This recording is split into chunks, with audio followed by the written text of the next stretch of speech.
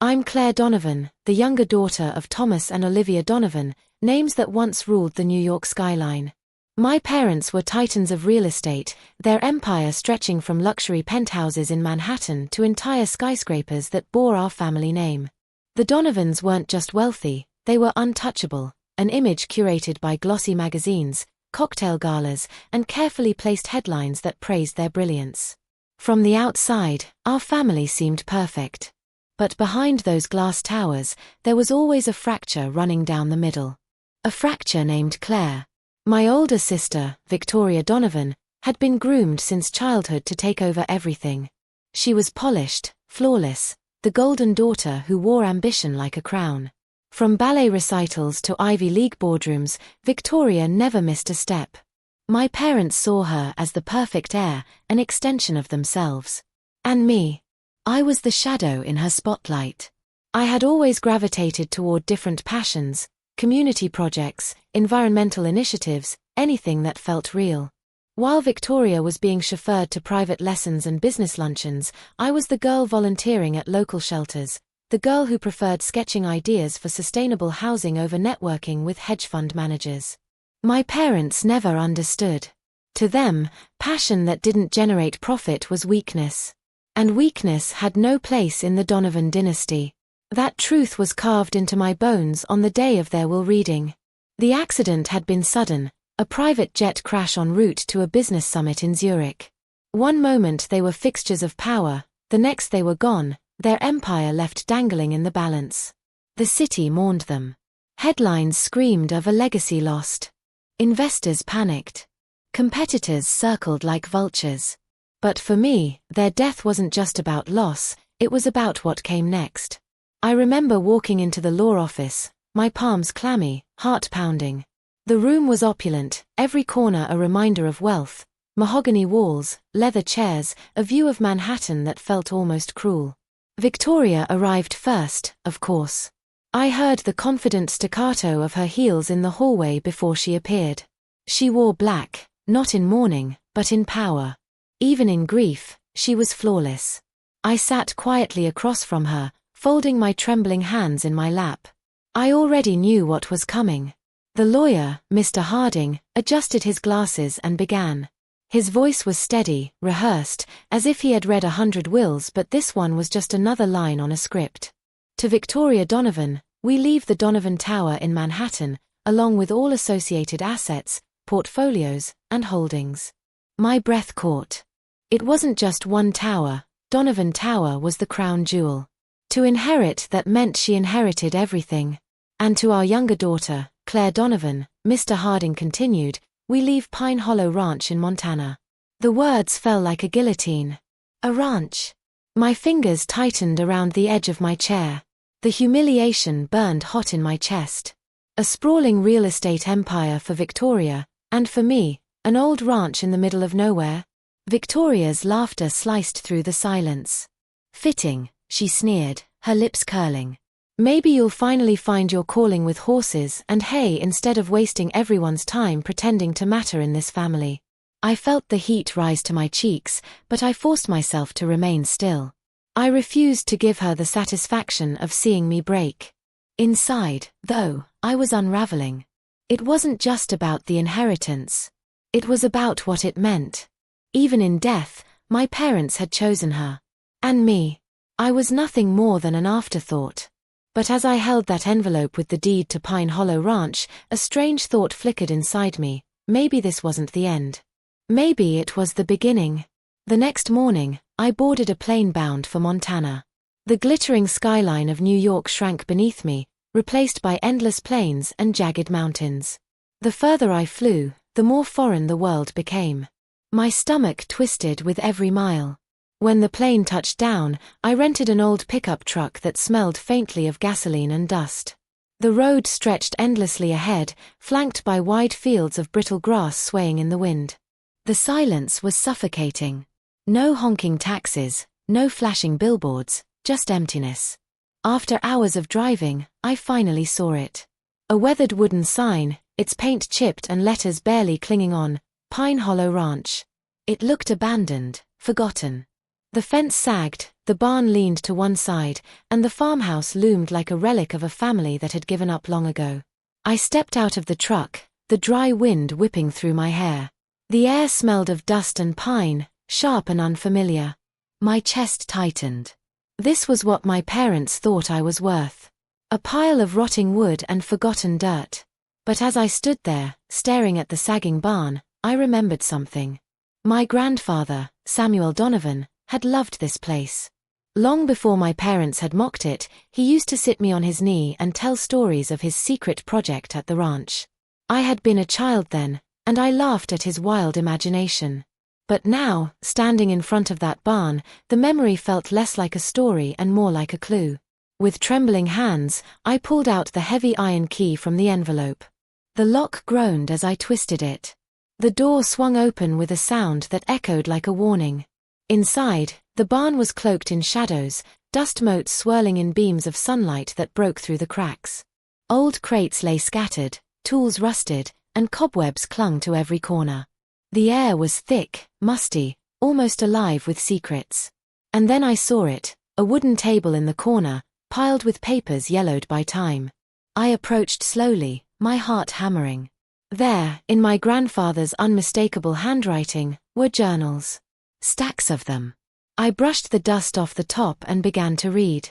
What I found made my knees weaken. My grandfather hadn't been chasing fantasies. He hadn't been delusional. He had discovered something. Something real. Beneath Pine Hollow Ranch lay one of the largest untapped lithium reserves in the country. Lithium, the metal that powered the future. Batteries, electric cars, renewable energy. The demand was skyrocketing, and here it was, hidden beneath the soil my parents had mocked as worthless. But that wasn't all. My grandfather had also developed a groundbreaking method of extracting lithium, one that was environmentally sustainable, decades ahead of its time. A method that could change everything. I dropped the journal onto the table, my hands shaking. This wasn't an insult. This wasn't a rejection. This was a secret inheritance far greater than towers of glass and steel. And for the first time in my life, I realized something. Maybe my parents had underestimated me. Maybe they thought I'd never uncover the truth. But they had given me the key, to the ranch, and to my own destiny. The weeks after Hannah's confirmation of the lithium deposit were some of the hardest and most exhilarating of my life. The ranch became a hive of activity. Trucks rattled down the dirt roads, surveyors hammered stakes into the ground, and geologists walked the property with instruments strapped to their backs. I barely slept. Each night, I pored over Samuel's journals, memorizing every formula, every sketch, as though absorbing his brilliance could shield me from the storm I knew was coming. Because make no mistake, storms were brewing. The first came in whispers. Contractors I had hired suddenly backed out, citing scheduling conflicts. Permits that should have taken days dragged on for weeks. When I pressed, local officials dodged my calls. It didn't take a genius to realize someone was pulling strings. "Your aunt," George said flatly when I told him. "She's tightening the screws. Margaret knows bureaucracy better than anyone. She'll try to strangle this project before it starts." "What do I do?" I asked. He leaned forward across the table, his eyes sharp. "You fight smarter. Find allies outside her reach. Ones she can't buy." That's when Ethan suggested bringing in Lucas Chen. Lucas was a clean energy advocate, notorious for his fiery speeches against oil conglomerates. He had built a loyal following of activists, scientists, and journalists who trusted his word. If Lucas believed in Terralith, the world would have to take notice. Our first meeting was tense. Lucas crossed his arms, skepticism etched on his face. "A lithium mine," he said bluntly. "Do you have any idea how much damage those cause?" "I do," I said. "That's why this is different. My grandfather developed a process that minimizes waste, reduces water use, and protects the soil. It's revolutionary." He raised a brow. "And you expect me to just take your word for it?" "No," I replied, sliding Samuel's journals across the table. "I expect you to test it. Rip it apart if you want. If you find holes, I'll listen. But if it works, you'll stand with me." Lucas leafed through the notes, his expression softening as he read. If this is real, it changes everything. With Lucas on board, doors opened. Activists who had once been my critics became cautious supporters.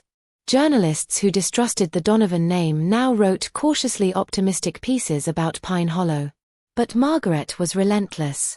One night, I returned to the ranch to find the barn doors broken open. Papers scattered across the floor. My heart stopped when I realized what was missing: 2 of Samuel's journals. I called George in a panic. "They'll use them," I cried. "They'll twist his words, claim the discovery as their own." "Calm down," George said. "We still have the patents. They can't touch those." "But this proves what we already knew: Margaret won't stop. You need tighter security. And you need to prepare for war." War came sooner than I expected. Margaret organized a press conference in Manhattan, flanked by Victoria and a team of lawyers. Cameras flashed as she declared, "The Donovan legacy rests with the family. Claire's reckless project in Wyoming is not sanctioned by the estate. We will take all necessary measures to ensure these resources are properly managed." Properly managed. I nearly laughed when I saw the broadcast. Properly managed had always meant controlled, hoarded, stripped of meaning.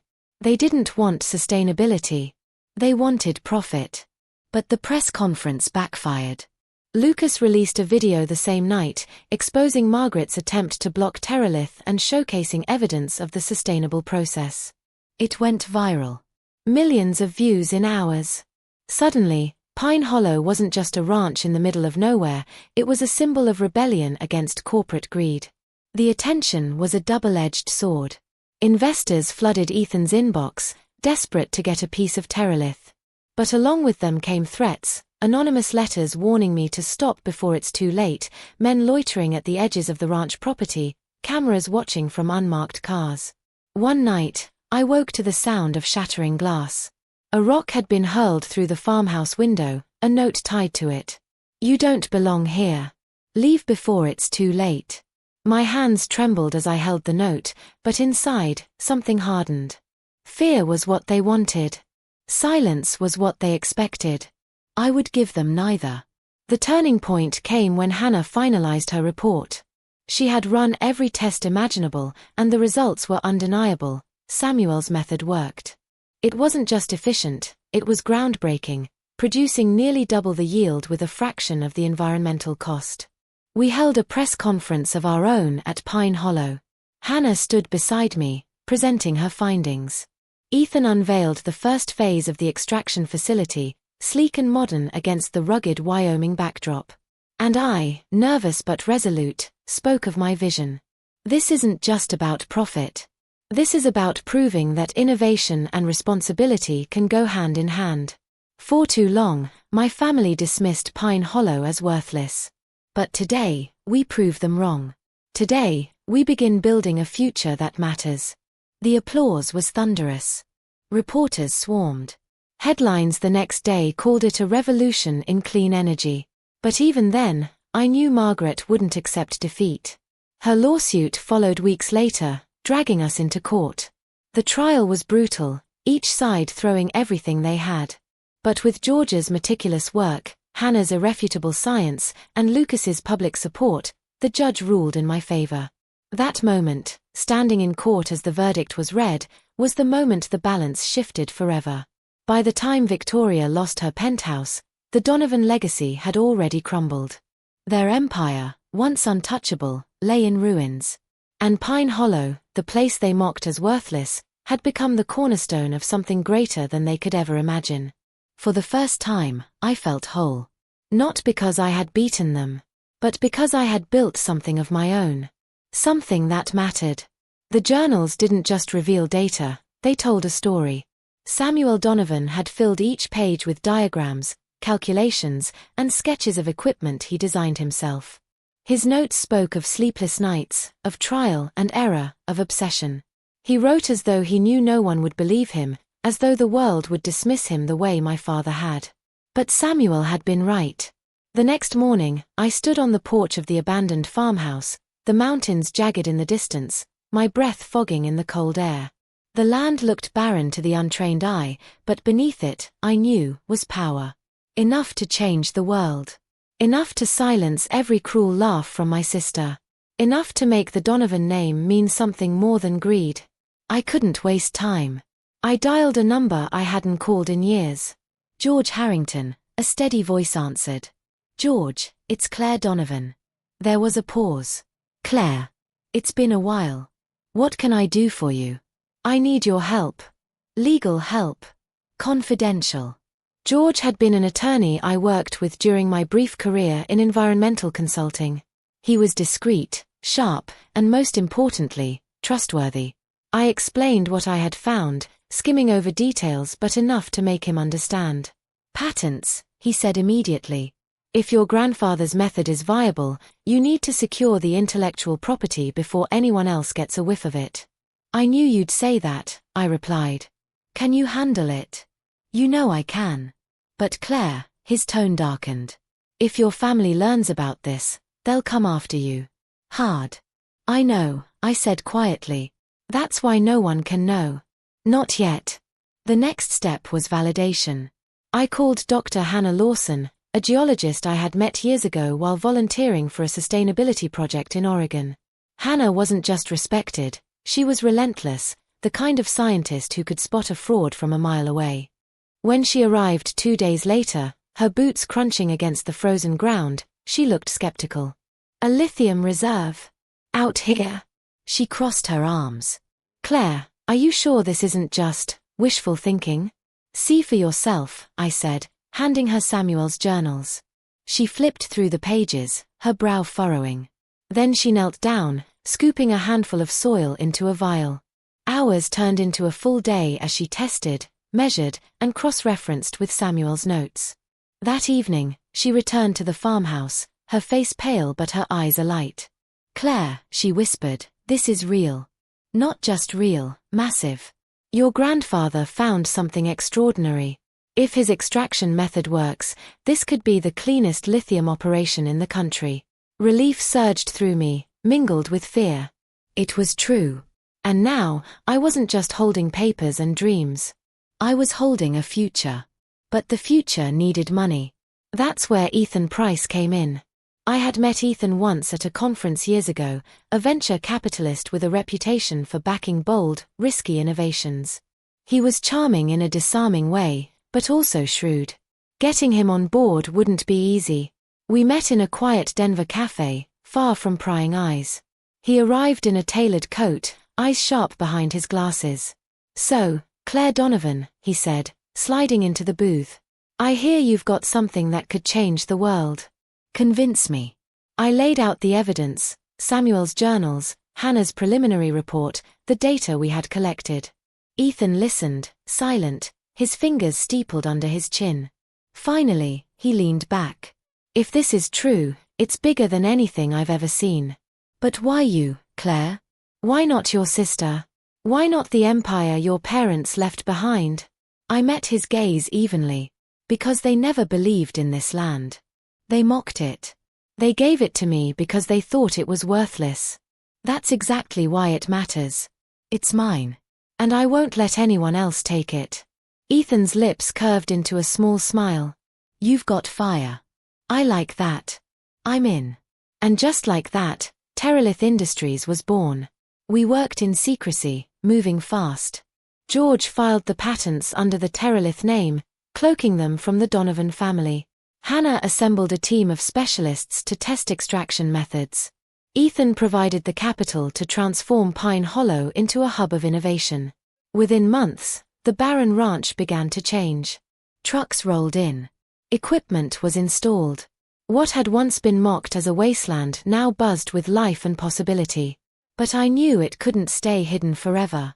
The first call came one morning as I sipped coffee in the farmhouse kitchen, watching the sunrise paint the sky pink. Claire, Victoria's voice purred through the phone, syrupy and sharp. Is it true? Is Terralith yours? My chest tightened. So the rumors had spread. Yes, I said coolly.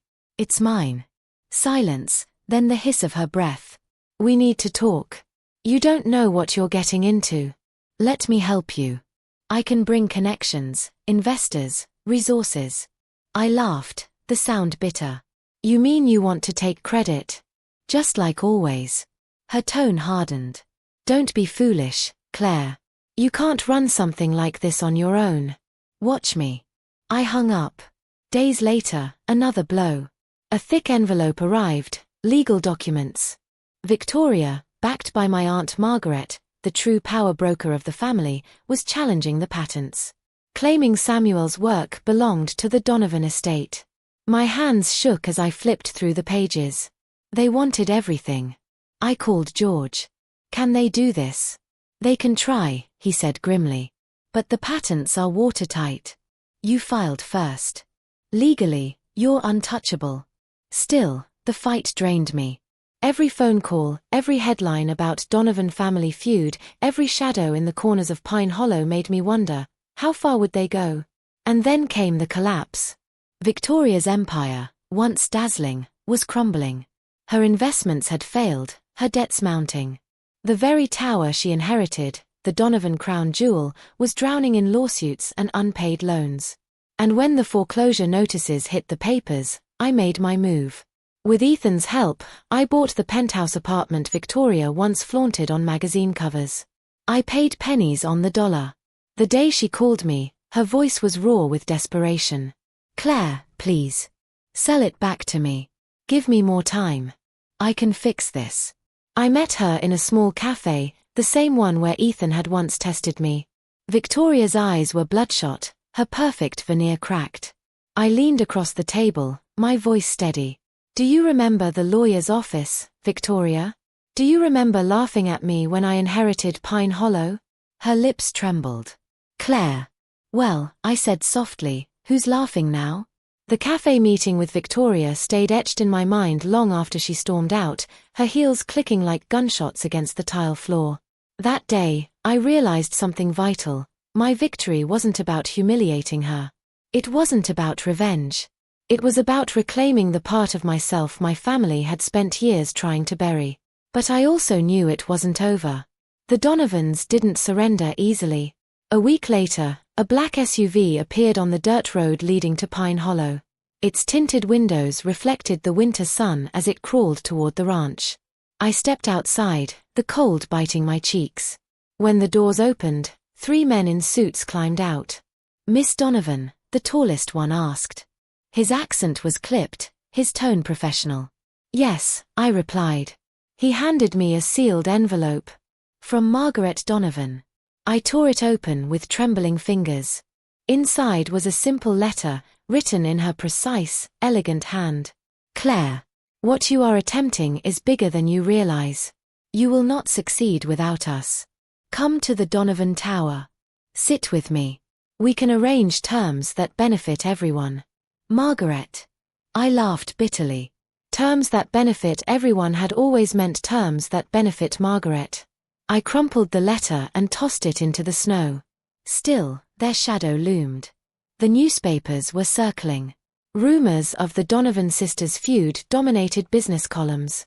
Paparazzi had even found Pine Hollow, snapping grainy photos of trucks and construction equipment. The world was beginning to notice. That night, Ethan paced the farmhouse living room, his brow furrowed.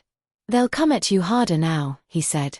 The moment your extraction facility goes public, they'll try to bury you. I don't care, I said. Let them try.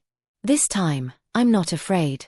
The opening of the Pine Hollow facility was supposed to be quiet, a controlled pilot project, nothing more. But secrecy was impossible now. On the morning of the launch, reporters crowded outside the gates. Cameras flashed. Headlines screamed. From failure to fortune, Claire Donovan's lithium gamble. I walked onto the stage we had hastily erected, the microphone shaking in my hand. My knees nearly buckled as I looked at the sea of faces, journalists, environmental advocates, skeptics. I took a breath. My grandfather believed this land was worthless. My father mocked him. My sister laughed when it was given to me. But Samuel Donovan was right. Pine Hollow isn't a wasteland. It's the future. Gasps rippled through the crowd as I unveiled Samuel's method, describing how Teralith would extract lithium cleanly, sustainably, without scarring the earth. Hannah stood at my side, her scientific credibility lending weight to every word. When I finished, the applause shook me to my core. For the first time in my life, the world wasn't laughing. The world was listening. But my family wasn't finished. The very next morning, a lawsuit landed on my desk, Margaret Donovan and Victoria, jointly suing Teralith for ownership of the patents, claiming Samuel's journals were family property. George reviewed the documents with calm precision, but even he frowned. They're throwing everything they have at you. It'll be ugly. Let it be ugly, I said through clenched teeth. I'm ready. The courtroom battle stretched for weeks. Margaret sat at the plaintiff's table, regal and unshaken, while Victoria glared at me with venomous eyes. Their lawyers tore into me, suggesting I had forged the journals, manipulated data, even fabricated the facility. But then Hannah took the stand. She testified to the samples, the tests, the undeniable science. Ethan testified about his investments, the millions he'd poured into the project. And finally, I testified, reading aloud from Samuel's journals. My voice trembled at first, but soon it grew steadier, each word a hammer striking against generations of doubt. When the judge finally spoke, silence fell like a shroud. The patents belong to Claire Donovan. The court recognizes her as the sole legal owner of Samuel Donovan's intellectual property. Gasps. Cries of protest from Victoria. Margaret's face hardened into a mask of fury. I felt tears prick my eyes, but I refused to let them fall. I had won. Victory, however, came with consequences. Within months, Victoria's empire collapsed completely. Headlines reported her bankruptcy, her lavish parties replaced by desperate fire sales of her jewelry and cars. Margaret withdrew from public life, her iron grip on the family legacy slipping away. And me. Pine Hollow thrived. Teralith Solutions became a beacon of innovation, attracting global attention. Automakers signed contracts. Environmental organizations praised our sustainable methods. For the first time, I wasn't just living in my sister's shadow, I was standing in my own light. One evening, months after the trial, I received a call. It was Victoria. Her voice was small, broken. Claire. I don't know where else to go. I've lost everything. For a long moment, I said nothing. Memories of her laughter in that lawyer's office surged back, sharp, humiliating. But now, she was just a voice trembling on the other end of the line. I can't help you, I said softly. Not this time. You'll have to find your own way. When I hung up, I felt no guilt. Only peace. Standing on the ridge above the facility one crisp autumn morning, I watched as the sun spilled gold over the mountains. Trucks hummed below, workers moving with purpose, the hum of progress filling the air. This land, once mocked, was alive again. And so was I. I thought of Samuel, of the nights he must have spent scribbling in those journals, dreaming of a future no one else could see. I did it, grandfather, I whispered. I proved you right. For the first time, I didn't feel like the Donovan family's disappointment. I felt like myself. And that was enough.